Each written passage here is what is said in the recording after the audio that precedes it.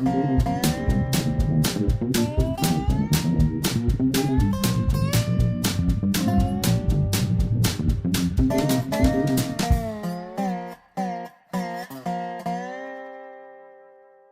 is Dave Monk, your Prairie Monk, WEFT Champaign 90.1 on your FM dial. And today I want to deal with Sierra Club and a canyon in Vermilion County. The weather has been mild and people are out. And from a virus point of view, once you're out, it seems to be fairly reasonable to not have to be masked all the time. But we're still masking and hoping that the virus will be mild mannered and go away. It won't go away. There are too many variables involved, and some people aren't locking down. So there will be pools of virus remaining. Sierra Club has been having get-togethers every month, and they have moved around various places, sometimes where there are bar stools and you're not necessarily speaking to everyone but the person next to you, but sometimes at a table. But more recently, we've been on Zoom, and I'm kind of a advocate of Zoom. I hear better, I see better, I see people up close, I can recognize who's who, I can get verbal communication, and it may take you away from person to person, but in the alternative, it is a good opportunity to meet up with each other. And that has enabled Sierra to do more or less make an invitation to people to stress their ideas, whether it be for energy efficient panels or other environmental issues, including going to Springfield to lobby. So a week ago, I talked a little bit about a canyon in Vermilion County. Champaign-Urbana does not have a lot of terrain, so it ends up utilizing the resources of Vermilion County and often Piatt County, DeWitt County, Macon County. They're all around that have some interesting facilities.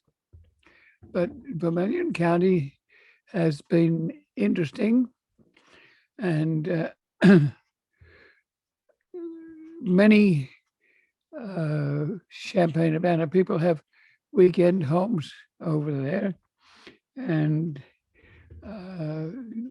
do participate in Danville activities. Recently, Clark Bullard has done a lot to preserve a clean river and have it designated as such. But he's over there fairly often, and he asks questions about various aspects of the middle fork of the Vermilion. He leads canoe trips, and he's aware that the area is strip mined, largely strip mined to provide coal for a coal burner facility owned by Illinois Power. They've retired the building, but they haven't retired the sludge ponds where washed gravel and spoils from the fires of the furnaces that produce the electricity are currently leaching into the clean river. So there's a lot of debate about that. But the area around the river has been largely strip mined. It's a little bit like a one furrow plow where you the river removes the overburden, and then you push the overburden into the river and let the river expose the coal in another seam. Early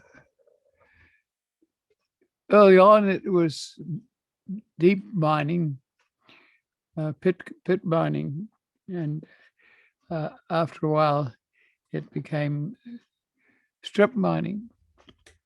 The strip mining has left ridges of spoil with some vegetation. These days, there's a requirement that those ridges be leveled off some and that they be reforested or replanted to vegetation. Not always easy because the mullock that comes up is often heavy in chemicals, that iron and other elements that actually create piles that often have a color because the minerals are oxidized and give color. And they're acidy, and they don't always encourage vegetation growth. But you can stand just a mile or so east of Oakwood and probably a half a mile south. And you can stand on the banks of the regular terrain and you can look over the ridges created by strip mining. The strip mining cranes and their buckets were huge. You could drive a truck into the bucket.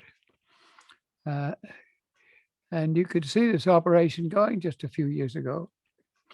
Now it is retired, and part of it has become the Kickapoo State Park, owned by the Department of Natural Areas. And we have a connection with the Kickapoo Trail, which comes in just east of Oakwood by about 3 miles. And the rail trail connects with land owned by the Department of Natural Resources. It actually owns the fairground and has access in a road. It comes in from the east side of 150. It's Possum Trot territory, where there are restaurants and bars that are attractive.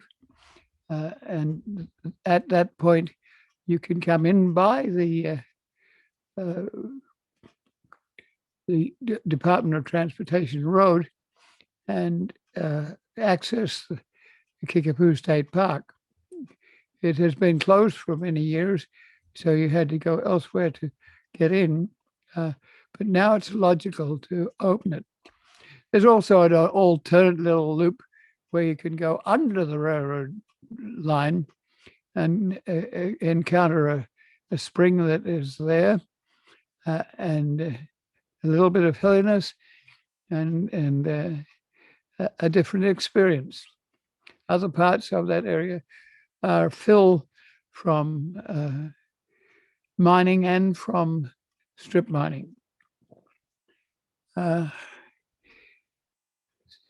There's several miles between 150 or Route 72 that go north, and Sierra had invited in Kevin Green and Clark Bullitt to tell the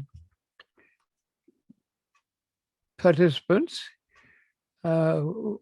what they had found out about a little canyon that's kind of unique. Kevin wanted to say that he would like people to meet together with people who want to do mountain bikes trails in the area of the canyon. And Clark was presenting a case for it's a rather unique area, different from the strip mine areas around, and it has ecological quality, even though a little disturbed. It's a canyon that hasn't been easy to access. There's been a gate and an adjacent owner who has got a couple of dogs that discourage even hunting in that area. You're running kind of parallel to the Salt Fork, not the Salt Fork, the middle fork of the Vermilion that comes in from Paxton and further north in Ford County and Iroquois County. And it's nearer to natural areas rather than to the strip mines. One of the questions is that the off-road vehicles, the all-terrain vehicles, whether it be a pickup truck or a motorcycle, have kind of been banned. They used to be there. If you could stand on a bridge 100 feet off the ground that used to be a railroad bridge and shortly will be a bicycle bridge, you could see the activity of off-road vehicles underneath, and they would make their own pathways, usually utilizing the ridges and valleys created by strip mining. It wasn't flattened out. The foresters would come in there and take out trees that had been growing since strip mining was retired. And there is some question as to whether the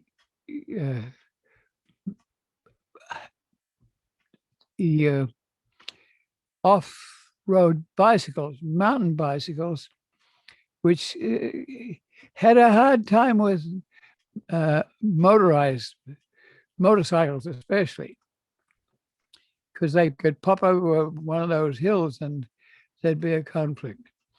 So the elimination of those motorized vehicles has allowed the mountain bike people to grow, and it's popular. And you have two different people looking at this situation. One is the preservation people, and the other is the thrill seekers. I've have in my family people who are motorcycles or bicycle riders who are competitive, actually sell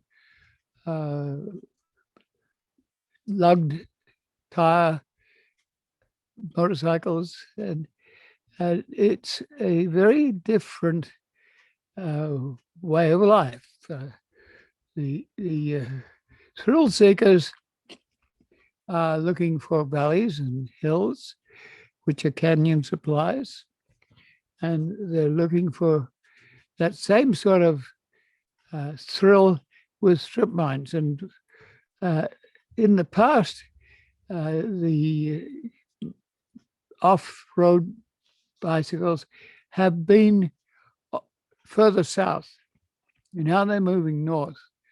And the question is, are they too close to the ridges and valleys of this canyon, which canyon is not the most pristine, but we just don't have many pristine areas. And this is one. There's a growing mountain bicycle group, and it gets to be within the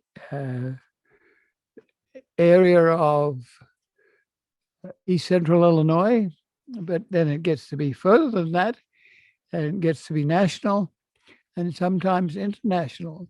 You have a series of strip mines in a central place, and it gives experience, and people have a right to be doing those things. Even the off-road vehicles that are powered deserve to have a place to operate.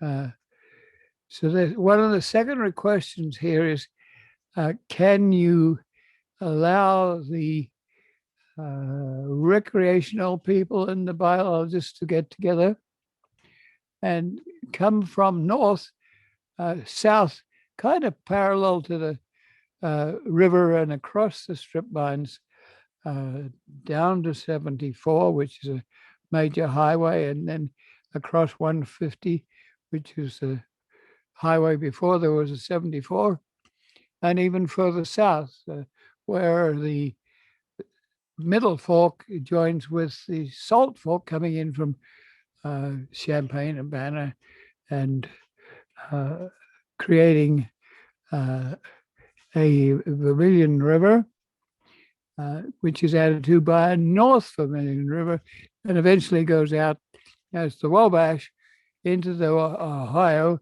and into the Mississippi and down to the Gulf.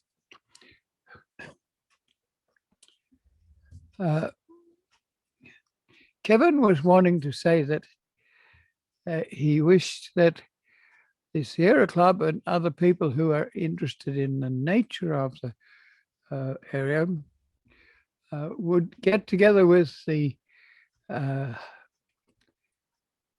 off-road vehicle or the mountain bicycle people, because the fear is that if you get the two at loggerheads with each other, you get a lot of shouting and a lot of people not knowing what to shout about. So it gets emotional.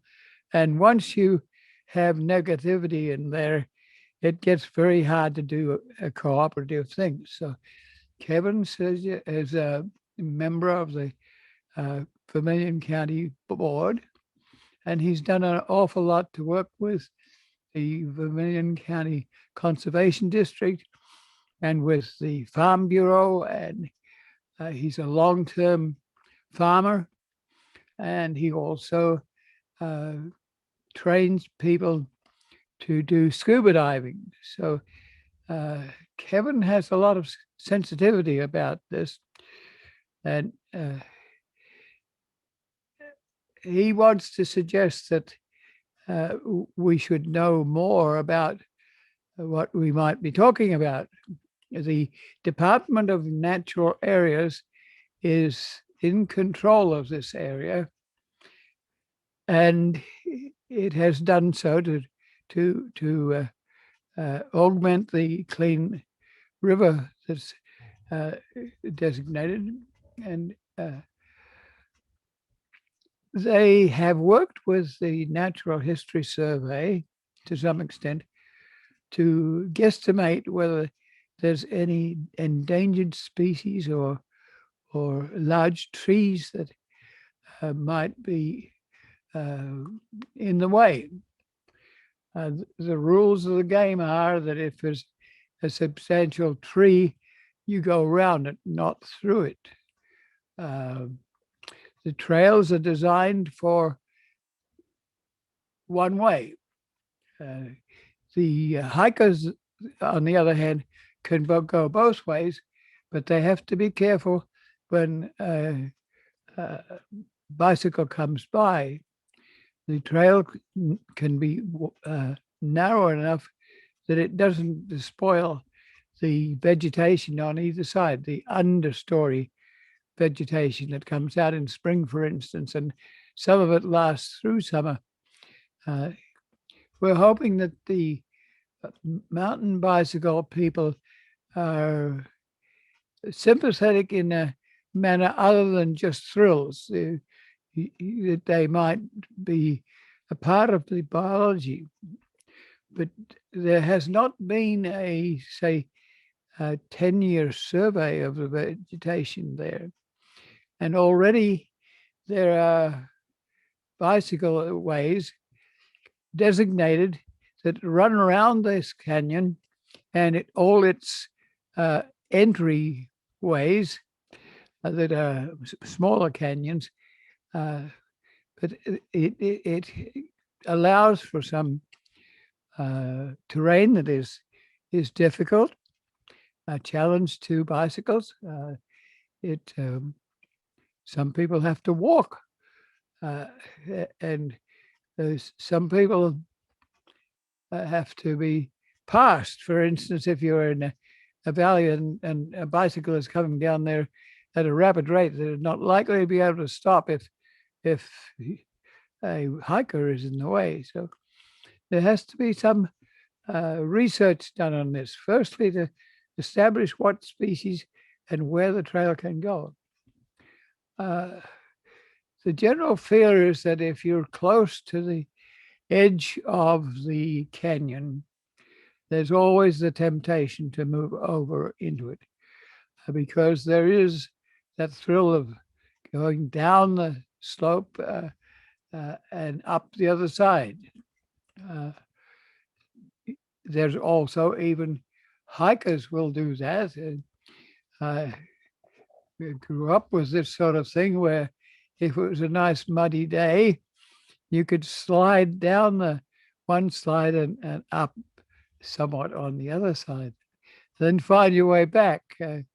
And even animals get to enjoy that.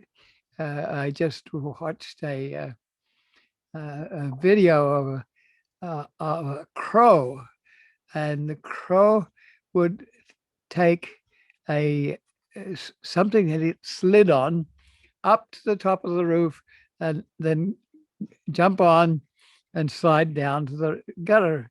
And so it's not just humans that are interested in this sort of thing. The animals do it too, and they enjoy. But if you have very little native vegetation, then that can be rather cruel, because that creates a trail that is very hard to restore to vegetation, and so it becomes established. We would do some of the same sorts of things with rivers. We could create a swing on a tree and dive into the water. So I'm sympathetic with both sides. And the question is, how can you get to this place? It's not well known. It's had an adjacent farmer who had a gate that closed and a sign that said, dogs keep out. And the dogs are still there, and they can be mean. So the Department of Natural Resources has done some survey work, and they have received copies of the proposed trails. Eric Smith is the person involved, and they really need a little bit more information. And if you have something like a rare orchid and it is a clump of it, then you don't go through the middle of that, you go around it. but somebody has to know that the orchid is there. And some of these plants don't flower every spring or summer. Uh, you might have to survey for several years to get a responsible idea of what the vegetation is on the ridges and the valleys of this canyon. It's not a huge canyon, and it's not without having been disturbed some. So we just have to do what we can. But the intent is to do it quickly because the trail people are gung ho and they're willing to work to create new trails as long as they're given the go ahead to do it. The Department of Transportation and the Department of, well, mainly the Department of Natural Resources has had a committee set up where there'll be a local advisory committee that didn't have any power, but it had the opportunity to advise the Department of Natural Resources as to the value of this site. As funding was short some time ago, this sort of activity was deleted, but it looks as if it might be able to get it back, especially to consider this particular project. The map that shows the trails shows them very close to the edges of the ridges and valleys that are involved with the canyon. So in my experience, that's close enough that there'll be offshoots into the canyon itself.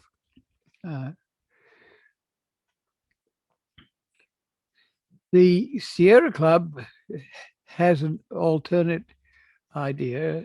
The strip mines run from about where this canyon is, further south, sort of north and south, till it meets the Salt Fork coming in from Champaign-Urbana, a little bit south of 150. You can stand there at 150 and you can see the ridges and valleys created by strip mining.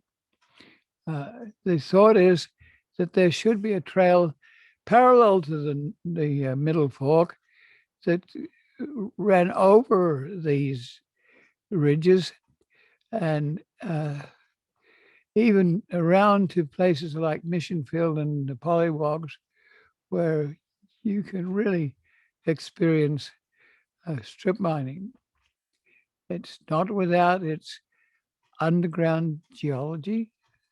This is compression of carboniferous vegetation when a fault was created that allowed the growth, and then subsidence allowed rock and rubble to cover the vegetation and compress it and create coal. Unfortunately, you don't get to see this very much because it's all underground. And once you bring the Carboniferous age plants that have been converted to coal up, they oxidize very quickly, so they can't be preserved. But there is history. There's the history of miners coming from Kentucky and Tennessee. And when the strip mining came, that meant that the deep miners could no longer be needed. And the little plots of land that they had to feed pip ponies were not necessarily needed anymore.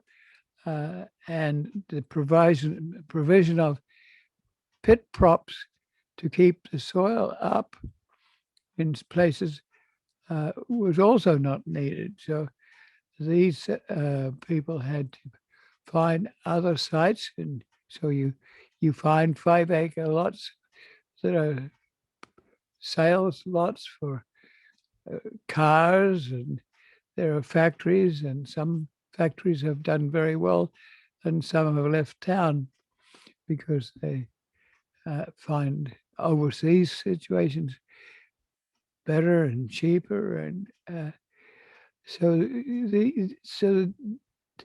uh, the Danville area in Vermilion County has a cultural history as well as a natural history. So there is interest there, and when you look at the trail movement, rail trail included, you have to know that this is a lucrative site for alternative tourism. So there is a conflict between nature and nurture for recreational sports. It's even bigger than that. Sometimes various towns around here inviting sporting agencies to come in. There's one working or in action at Rantoul. Monticello is also doing something with creating sites where 30 different teams can get together, or even less than that, but getting them together so they don't have to be in parks and play areas that are disjunct. So Danville is in the same situation. How can they attract a population from firstly the Midwest, but then nationally and then internationally? So this is a lucrative game, and restaurants are interested. Adjunct services are interested. So nature and nurture are in conflict. The different cats, many of the people who have professional off-road bicycles have enough money to be able to buy that sort of equipment. That it's not always very young people. It's people in their late 20s and 30s that have gotten enough money and have an aspiration that has developed. And so you're dealing with fairly mature people who also look at tourism and how it might contribute to the overall advancement of Vermilion County. Some of the suggestions are, one, that we should visit the area. But first of all, you need to know what a mountain bike trail is like. So there's a trail number one, which would let people know that. But that was sort of vetoed to some extent because people need to know the canyon and its trails. And it's at the moment rather bushy with invasive trees that don't belong, and but it's hard to push your way through it. But it was generally decided that people should meet with the off-road bicycle people at the site that is controversial. And it may mean that the site could be modified before there is a battle royal between the two without the two knowing what each other are talking about. So Kevin Green and Clark Bullard are anxious to see that happens in a very mild-mannered way. And that's much more productive than to get to a shouting match. And Kevin has been meeting with the director of the Vermilion County Conservation District. And, obviously, there are some lobbying there for recreation. I have to go back to George Fell and the Nature Conservancy. And George and his wife had encountered conservation challenges. One was a airport runway that was going to exterminate a natural area in Rockford. But George had been a student of Vestal and Shelford, and later Kendi. And after he graduated, he and his wife went off to Washington, and they bought a house and installed a offset press and created the Nature Conservancy, TNC, which now is worldwide. George did that for about 7 years, and his support board decided that they preferred to do projects. One of them was on the banks of Long Island. And George was more into creating state chapters of the Nature Conservancy and doing some organizational work. So George was probably, in a kindly fashion, eliminated or fired from the board at that time.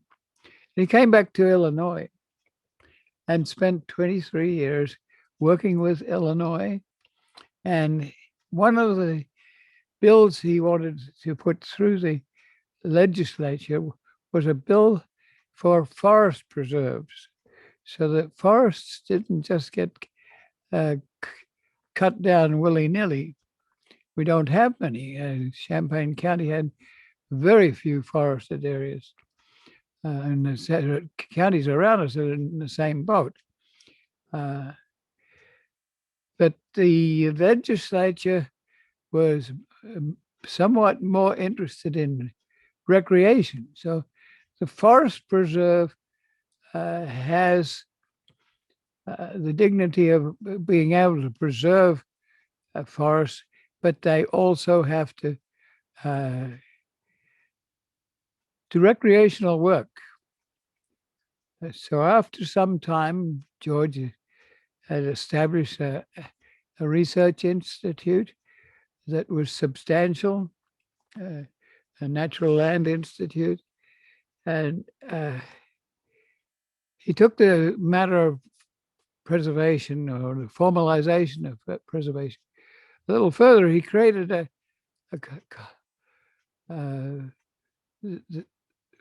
Vermilion County Conservation District. So if you have a Piatt County Forest Preserve, you have one set of rules, but the Vermilion County Conservation District is more able to preserve. I doubt if there's a formal formula for how much recreation and how much nature, but it depends on people who are in charge and have the backing of a state regulations that allow for the preservation and conservation. So Vermilion County has done fairly well without a lot of money in creating open space, and they've had to deal with the strip mines and that sort of activity, but they also have some terrain which is interesting that Champaign County, for instance, doesn't have. So knowing that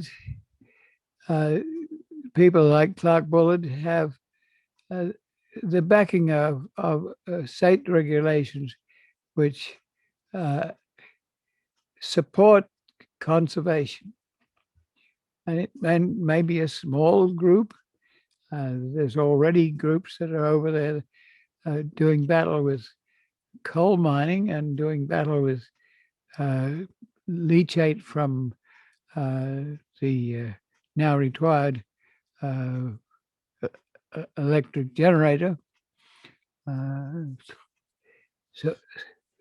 So one has to be somewhat dependent on people who team together to get a clean river, that have continued to work with Vermilion County and its offshoots like Forest Glen.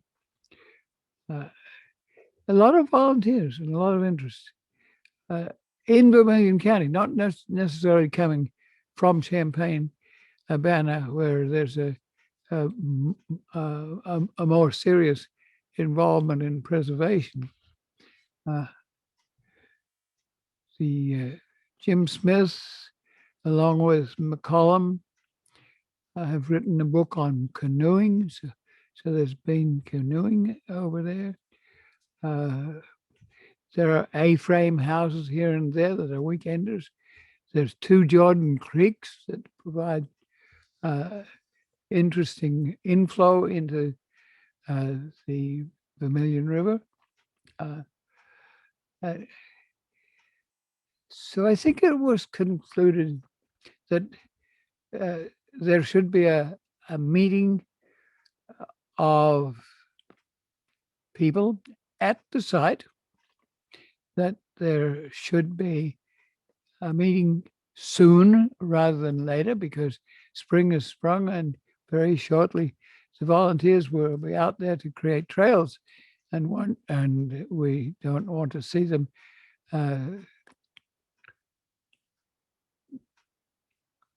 created in concrete so that they cannot be changed easily. So that is about to happen, and it's a little informal in terms of Sierra Club having formal field trips, but it's dependent on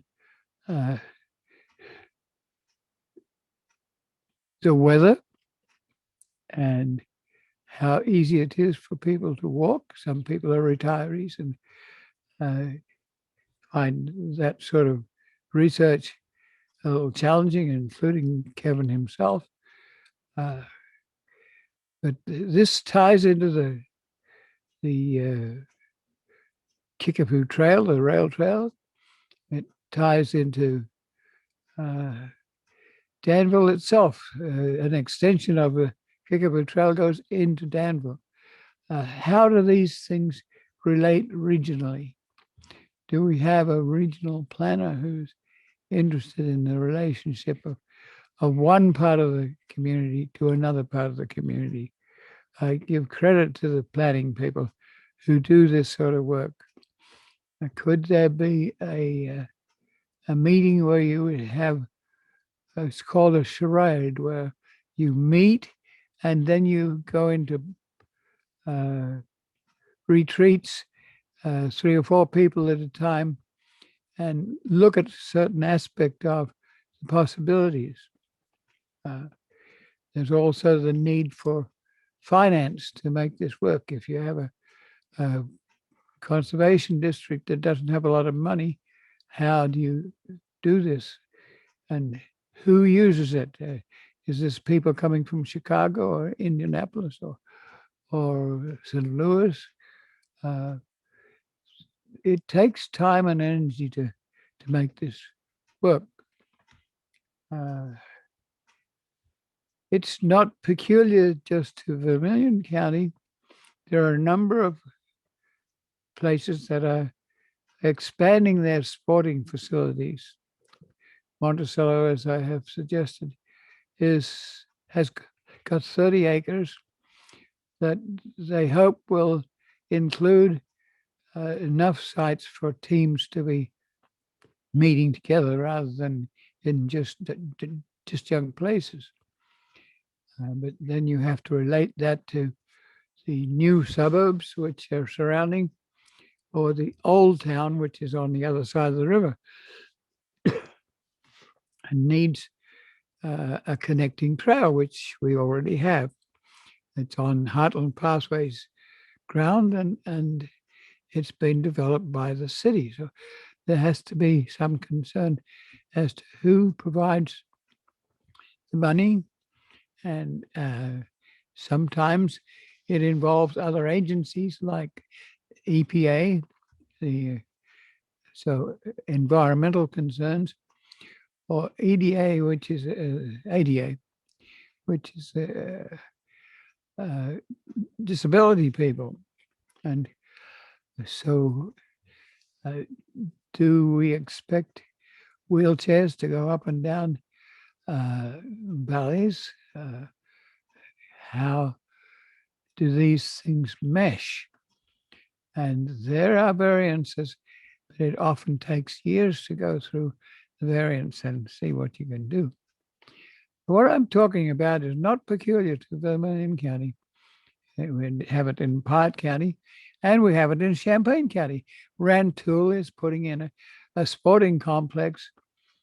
It's on the east side of 57, and it just southwest of Rantoul, and they're hoping to bring in organizations that want to be a little south of Chicago, or have facilities nearby that like restaurants and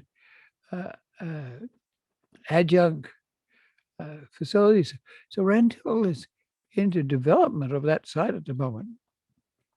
And there's questions about how many of those sorts of sites can you have. There is a rail trail on a retired railroad line nearby. We are looking at, we have the Prairie north of Rantoul, and we're looking at 10 miles to Paxton. How does that relate to the development of sporting facilities? Perhaps how do we educate young people? If we do that, we have to have older people, retirees, who also have an attitude to what we might be able to do. We had a Comprehensive Employment Training Act grant that allowed us to take young people and older people too into a landfill. There's a 9-acre landfill south Rantoul, not too far from where the sporting complex is going in. And the question is, do you make it neat and tidy, or do you let it return to locusts and other invasive trees, cherries and autumn olives, and or do you let trees be that are cut down be dumped there? If you set fire to a windrow of trees and they burn, there's a likelihood that you can burn the material that's in the landfill and might be 60 feet down, but once that gets a fire, it's very hard to put it out, so it might burn for years. So once again, you have to think about what you may and may not be able to do. The internet and Zoom has allowed us to get some of these ideas together, which means that we do also have to have people who are experts. And one of the people that are experts and have enthusiasm, comprehend, are CEOs. the people who are in charge. Usually they're also presidents of the group, and they put together these ideas. Where are the roads going to go? Where are the plants going to go? How do you restore? Uh, can you use part of this sort of landscape for farming, for stewardship of local vegetables that you may be able to have here in season rather than have to bring in from other countries? All of these sorts of things have to be considered. And I really applaud people who, in regional planning or in just straight planning facilities in cities. Just north of Rantoul, we have a retired planner for the city of Rantoul, and we've been talking back and forth about the expansion of our 9-acre prairie there. Could we do that? And could we do that with a kickstart? So what is a kickstart? And then we also have 33-mile railroad bed. And how can we make sure that it goes into public domain in the future? That means we have to think about trusts. And what is a trust? It's a trust that makes sure that this land stays in perpetuity.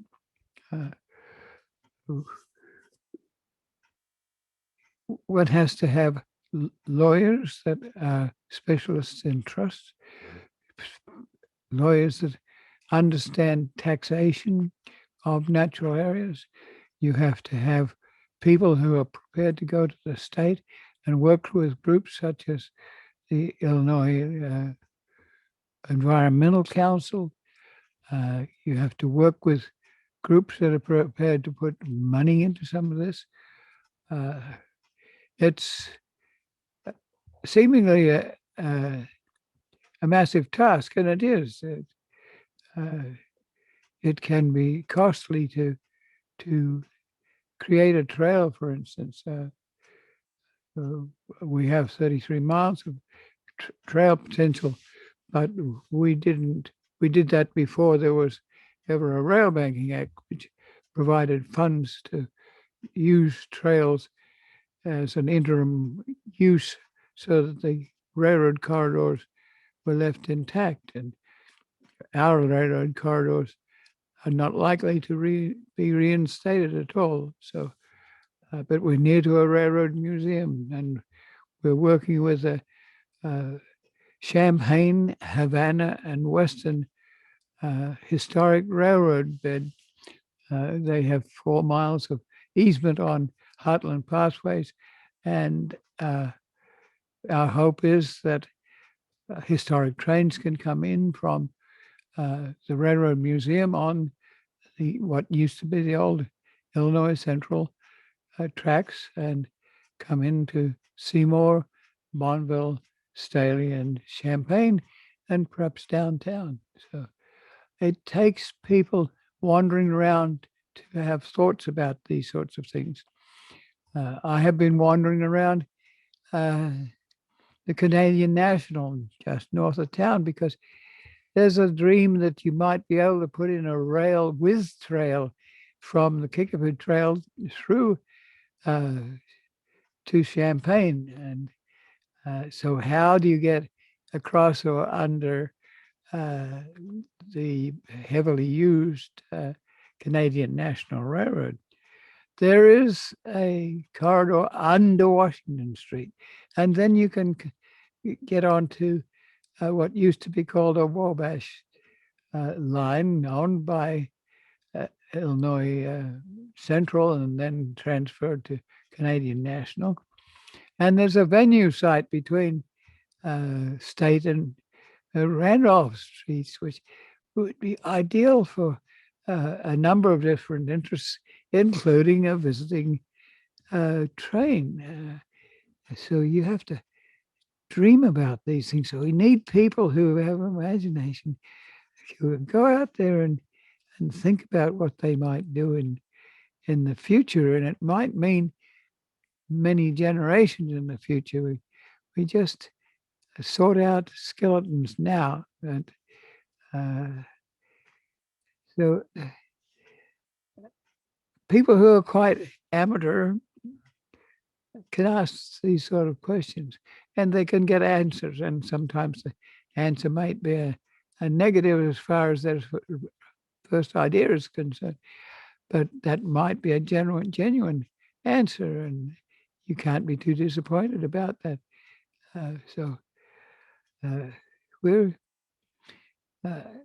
interested in people who poke around and find things to do and think about a kickstart program or a trust development. And we look for the people who can bring together mailing lists, who have computer capacities, who are also innovative in their own rights, because often they can put together details that we don't see as individuals in a one closed space. They can sometimes see things that we never see in the breadth, and sometimes in the detail also. You have these days cameras that you can set up to study the mammal interactions, and we have coyotes that are around, and what is their behavior and how do they come into the city. So you may see a hawk or some form of occipitor preying on birds that have also come to town. So think about that, and this is time for me to get off. I like to see that WEFT has a little time to expand. They've been in their 40th year, and I appreciate very much being able to talk to you on this radio station and on the Channel 6 in Urbana and on YouTube. And so this is Dave Monk, Prairie Monk, WAFT Champaign 90.1 on your FM dial.